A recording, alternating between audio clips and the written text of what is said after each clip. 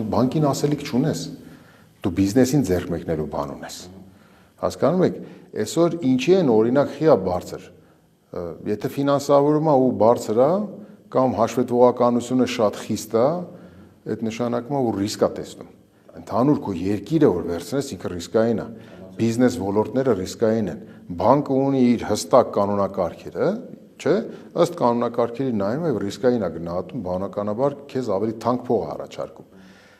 Պետությունը պետք է հակառակն անի, ռիսկայնությունը պետք է մեղմի, ինքը ոլորտներին պետք է տա շնչելու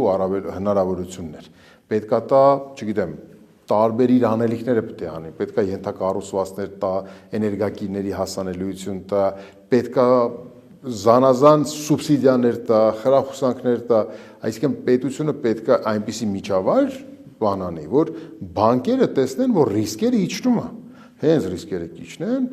համապատասխան վերաբերմունքը բանկերը կունենան իրենց տոկոսադրույքների իջեցմամբ։ Բանկերի այդ աշխատանք կառավարությունը չունի,